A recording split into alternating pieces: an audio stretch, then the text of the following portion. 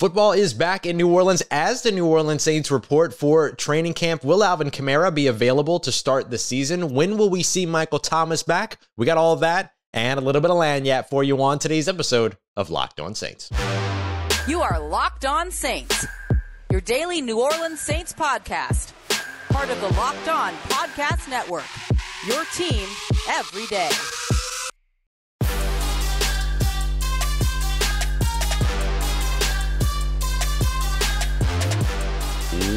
What is good, Who Dat Nation and Who Dat family? Welcome into this Tuesday episode of Locked On Saints, your daily podcast covering your favorite team, the New Orleans Saints. Part of Locked On Podcast Network, your team every day. Thanks so much as always, making Locked On Saints your first listen of the day every day. Don't forget that we're free and available on all podcast apps and on YouTube as well. And I'm your host, Ross Jackson, at Ross Jackson Nola on Twitter. You can find me over at USA Today's Saints Wire, Tuesdays on Locked On NFL, and here with you every single Monday through Friday on Locked On Saints. And New Orleans football is back. It is time. Training camp is officially underway. Veterans reporting today and on the field tomorrow. Locked On Saints, of course, will be out there.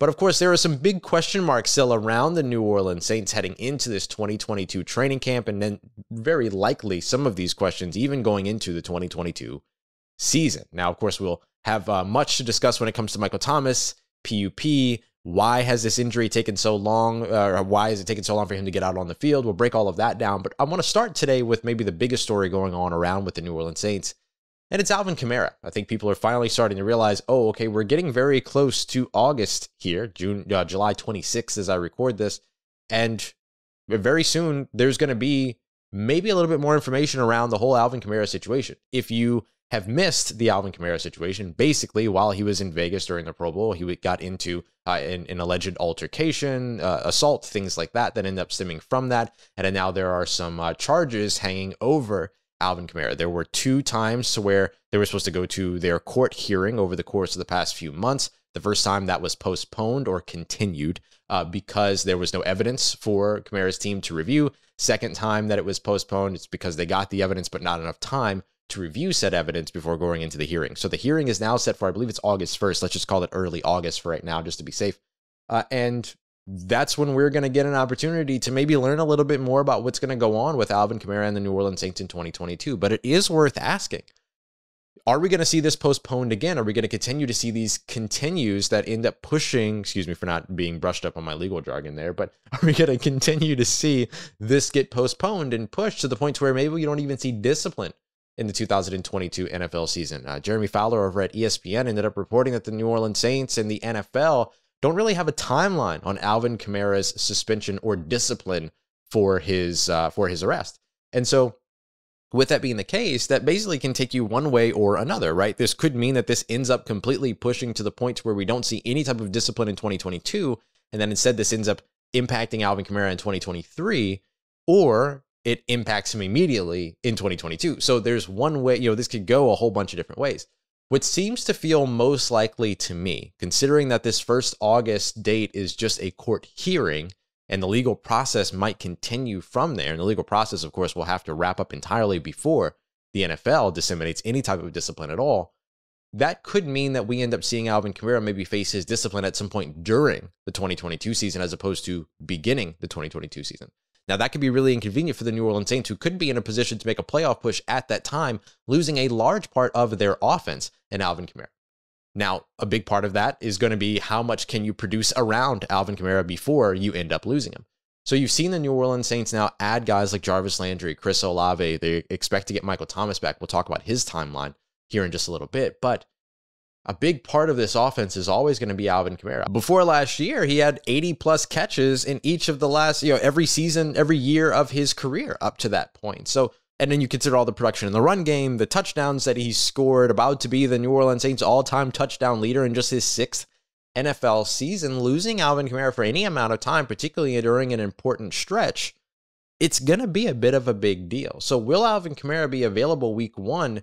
It's possible. It's absolutely possible, depending upon how long these court proceedings continue and how long these court proceedings take. But the worst case scenario for the Saints might be that his suspension ends up hitting at the worst part of the season. You look at their 2022 schedule, you're opening up with 3 division opponents. You're opening up against familiar opponents in that case. At the end of their schedule, you've got 3 division opponents in the last handful of games, familiar opponents. If you end up getting a suspension or having that suspension come down during that really rough stretch for the New Orleans Saints, where they're going to, where they've got Pittsburgh, where they're going to Cleveland, when they're going to Philly, that area of the schedule, that can be really, really tough for them, right? After you get sort of past that, let's say, Las Vegas Raiders game.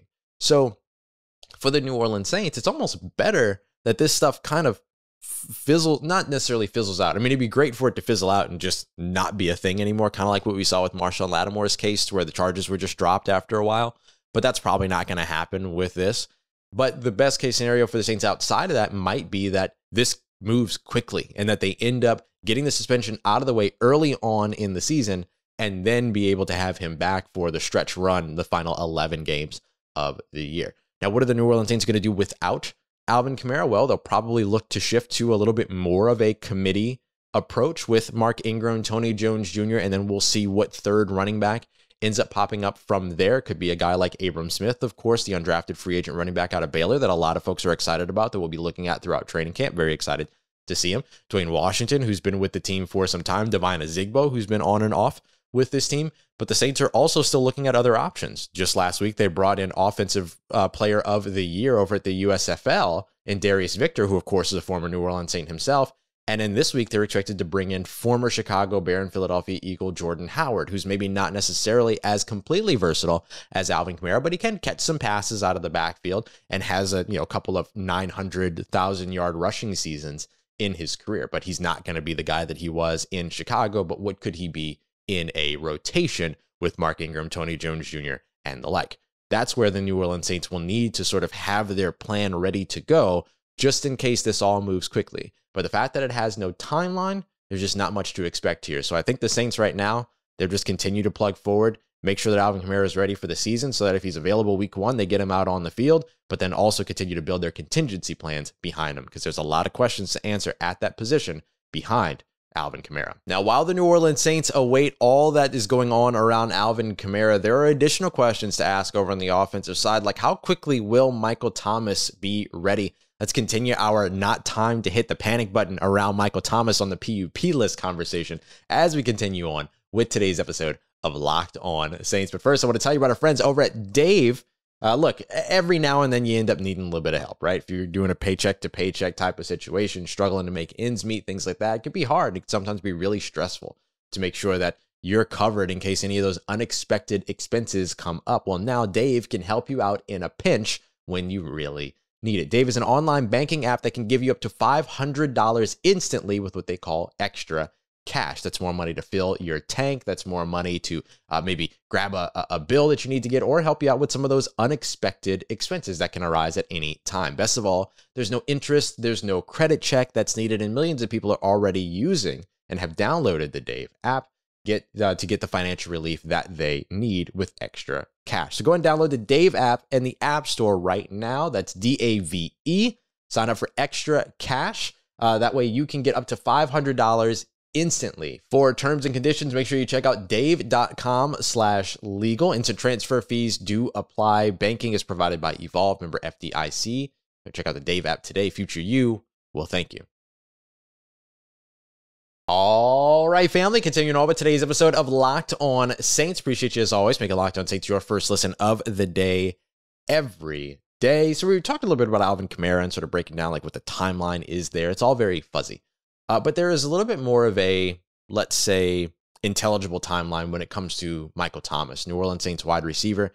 The Saints have expected to have him cleared and are expected to have him back early on in training camp, but he was just moved to the physically unable to perform list. So how could those two things happen? And how did we get to this place all together, right? So let's start off with the timeline for right now for Michael Thomas. Yes, he's on the physically unable to perform list, but in case you didn't catch Monday's episode, just as a quick refresher, the physically unable to perform list has two different designations, one of which takes place if you're on the physically unable to perform list during training camp, another one if you're on that otherwise called PUP list or PUP list to start the season. There are two different things. If you're on the PUP list to start the season, September 11th this year, week 1, then in that case, you are expected to miss the first 6 games of the season. Then you get a 3-week sort of ramp up period to try to get back out on the field, get into practice, all of that. If you can't get back out onto the field after those 3 weeks, so by the 9th week of the season, basically, then your season is done, you're shut down, and you're on injured reserve. That's what happened to Michael Thomas last year. That's what a lot of people are remembering right now when they hear that Michael Thomas and Marcus Davenport are on the physically unable to perform list or the PUP list. But the thing is that we're not to the regular season yet. We're just now getting the training camp, which is very exciting to cross this threshold, but we're not to the regular season yet. So the idea of Michael Thomas missing 6 games to start the season or being guaranteed to miss 6 games to start the season, that's not what's happening here. What's happening here is that the Saints put him on the physically unable to perform list because he's expected to miss some practice. Same thing with Marcus Davenport. And that's the easiest way to go ahead and make sure that you have the flexibility that you need early on in training camp. But the expectation is that he will still be cleared within the first few weeks of camp before we get into maybe preseason games, before maybe we get into those joint practices with the Green Bay Packers and all that for the Saints. That's maybe the timeline in terms of Michael Thomas. But the expectation here and the ability that they have here with the PUP list is that they can take him off of that list at any time during training camp. The only thing that keeps him out for the first 6 games of the season is if he's still on that list, or Marcus Davenport for that matter, when the season begins. So right now, being on the PUP list, we're chilling. We're sitting back. We're good. Everything's fine in terms of what you should expect from Michael Thomas. He's still on track. And a lot of folks have also asked, how can he be on track when he has missed effectively 1.5 seasons with an ankle injury? But you have to remember, it's not just the ankle injury that has kept him out for this long or that has prolonged his return to the New Orleans Saints. Yes, he had the ankle injury at the beginning of the 2020 season against the Tampa Bay Buccaneers. Then he played on it throughout the entire 2020 season effectively until he finally shut himself down at the end of the year and said, okay, team made the playoffs. I'm taking the last 3 weeks. I'm going on injured reserve, but I'll be back for the playoffs. Then he came back for that playoff game, the win against the Chicago Bears, and then the loss against the Tampa Bay Bucs, if I remember. Yes, against the Tampa Bay Buccaneers. Then in 2021, going into the offseason there, the Saints ended up having a situation to where the communication wasn't great between the organization and Michael Thomas. The procedures and the rehab progress that he was expected to make during that time wasn't made. There's not a reason to point fingers there. It's all past everything, but there's a lot of shared responsibility there regardless. So then you look at Michael Thomas not getting the offseason surgery, not going through the offseason rehabilitation programs, and the Saints not knowing that until minicamp, mandatory minis. So like a couple of weeks ago last year is when they learned about that. So with that being the case, he didn't have the first ankle surgery to repair that ankle until like July of last year. So about 12 months ago. But it didn't stop there. Because even still, you might say, well, it's been a year. Shouldn't he be ready? Possibly. However, there was a botched tightrope procedure is what it's called, during that surgery. And so he ended up having to have corrective surgery sometime around November of last year. So he's only about 9 months removed from the corrective surgery. So it's not just that he has missed time with an ankle injury. He has missed time with an ankle injury that he played on, that they didn't get the correct procedure done in time on during the regular season, that he didn't get surgery on, that then got surgery on, and then the surgery got botched, and then had to get a corrective surgery. So now we're down the rabbit hole here of 6 different reasons why Michael Thomas is still in a situation where he's on the physically unable to perform list to open up camp. But reports are that when he is medically ready, he is ready to get out on the field. So as soon as that happens, then he's out there and he's ready to go. And this is a guy that's going to be hungry by the time that he hits the field. Because just as much as you want Michael Thomas out on the field, it's not even half as much as how much Michael Thomas wants to be out on the field, right? This is something he has dedicated his entire life to. And he's not going to be in a situation to where he's just going to sit back and like collect some money to not go out there and do what it is that has been his life's calling and his life's dedication throughout his entire lifetime. So when Michael Thomas gets back out on the field, expect him to make a major impact, and expect that timeline to maybe be sooner rather than later, in the next few weeks or so. Just because he's on that physically unable to perform list does not mean that he's missing regular season action.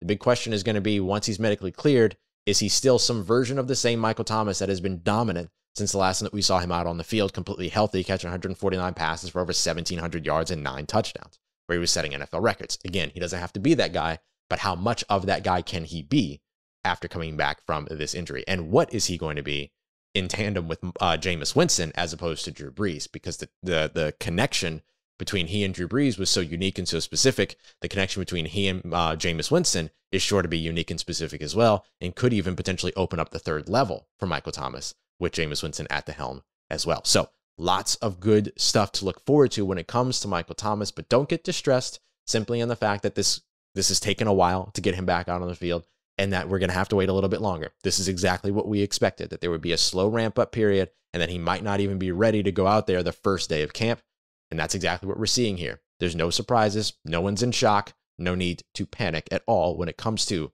Michael Thomas, at least not right now. Coming up next, we're going to wrap up today's episode by just appreciating the fact that football is back in New Orleans, and New Orleans Saints bringing in a big-time sack producer, a big-time pass rush producer for a visit. Let's talk a little bit about Chris Odom, get you introduced to the USFL Defensive Player of the Year that is visiting with the New Orleans Saints. We'll wrap up today's episode as we continue on here in just a moment. Let's get it, Who Dat Nation. Wrapping up today's episode of Locked On Saints in celebration, right? Football is back in the city of New Orleans. New Orleans Saints reporting back for training camp. One quick story for you real quick that I thought was really interesting. New Orleans Saints not only bringing in Darius Victor last week, who was the former running back, spent time with the New Orleans Saints, former New Orleans Saints running back, but was also the USFL Offensive Player of the Year. Well, this week they're also bringing in Chris Odom, who is the USFL Defensive Player of the Year. Chris Odom, 6'4", 262-pound defensive, and had himself an absolute year in the USFL. Nick Underhill here tweeting this out. 12.5 sacks. He also had 4 blocked kicks, 6 forced fumbles, and 8 tackles for a loss. So, needless to say, he was really, really good for in the USFL. Now, of course, that won't necessarily translate to the NFL. Chris Odom does have some NFL experience. He spent some time with the Green Bay Packers, the Atlanta Falcons, and also the Washington Commanders, who were going by a different name at that time.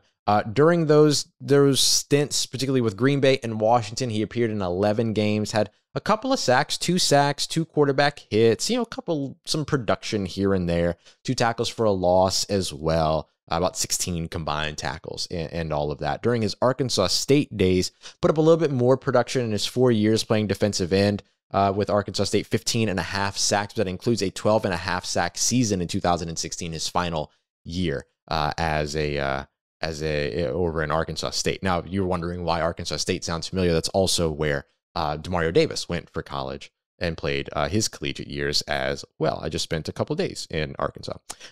He also had 4 passes defended, and I was just looking to see if I could, and 4 forced fumbles as well. So you can tell he's kind of a big hitter a little bit there by the amount of forced fumbles that we continue to kind of bring up and talk about every time that we kind of look over at all these. Even in the NFL, he forced a fumble during his time with the Green Bay Packers. So you're looking at a guy right here that is looking for another opportunity, basically, and really showed out during the USFL or with the USFL, and now looking to get another opportunity with the New Orleans Saints. But why another defensive end? And I think that this is something the New Orleans Saints have done a little bit over the course of the past few seasons. Guys like Noah Spence, Taco Charlton this offseason, they're always sort of making sure that they're generating competition at these really important positions. And that's something that Dennis Allen has been doing over the course of this entire offseason. You look at Alante Taylor being added to the cornerback room. You look at the wide receivers that have been added, including Jarvis Landry and Chris Olave. You look at the linebackers that they've brought in, Joe Schobert, to get a look at. They draft DeMarco Jackson. They end up signing Eric Wilson. So they're bringing in all of these linebackers. They're generating competition all over the place, but they've been doing it pretty consistently at premier positions like wide receiver, cornerback, left tackle is probably a good example as well. And then now you're seeing it potentially on the defensive line at defensive end, specifically at edge rusher as well. So just something to keep an eye out on, right? The New Orleans Saints consistent in that way. We're also seeing them bring in more running backs as well. Like we mentioned, Jordan Howard coming in, who I feel like fits the same mold as like Mike Gillislee and Shane Vereen and Devontae Freeman from last year. These guys that they've brought in over the past few years, over recent seasons, over the course of the offseason, just to get a quick look at and everything. And so I think the Saints will continue to do that, but really interesting to see them go USFL Offensive Player of the Year, USFL Defensive Player of the Year, and getting a look at both of those players. So we'll see. Perhaps a contract materializes, but remember, any contract that materializes at this point doesn't necessarily mean that the player is going to make the roster either, but still getting a look at some top competition that's available around, or some top talent that's available around in order to generate competition during camp. Always a good thing. And speaking of camp, we're here. We made it. A whole offseason, another whole offseason. And I just wanted to express excitement, honestly, around the fact that, starting tomorrow, we'll be out there. We'll be out at camp. The plan is still to do 2-a-days, do a live show as soon as I can get back after camp, and then do a more focused show later on. So the plan in terms of programming here on Locked On Saints moving forward is that any day that the New Orleans Saints practice, we'll have an episode. And we'll only not have an episode if they don't practice on a weekend. So that would be like a Sunday, for instance. So the plan is basically to do a live show after each practice that basically gives you all of the different observations that I had, that other, reporters that are going to be there have, other analysts, everybody's kind of like, we all kind of work together. And so bring you a whole bunch of observations during that time. We'll organize it. We'll look at players that stood out. We'll categorize everything.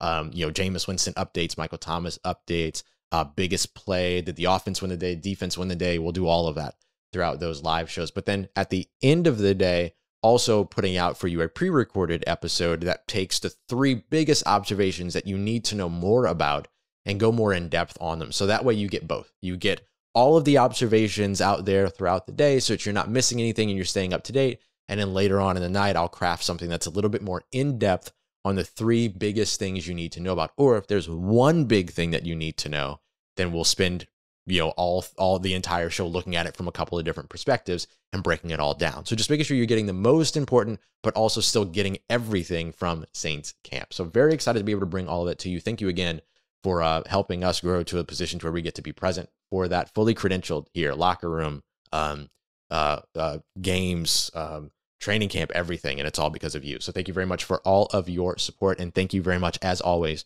for making Locked On Saints your first listen of the day. We are expecting to hear from some folks tonight. So tomorrow's episode is going to be breaking down all of that, how the New Orleans Saints are approaching training camp, what their plans are heading into training camp, all of that. So you're going to get basically 3 episodes tomorrow. You're going to get one that's going to break down everything that we learn later on today. Then you're going to get your immediate, your live show once I get back after camp. And then you'll get your more focused 3-segment show later on in the day. So a very busy Wednesday on the way, and I hope that you are here to stick through it. You've been here with me throughout the entire offseason. Looking forward to training camp and the regular season as well with our Locked On Who Dats family. I appreciate y'all, as always, for making us your first listen of the day every day here on the Locked On Saints podcast. For your second listen, go and check out Locked On NFL.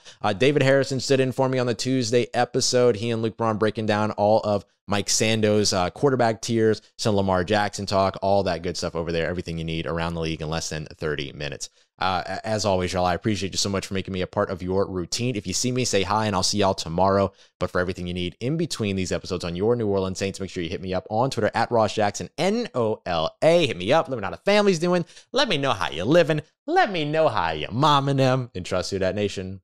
I'll holla at you.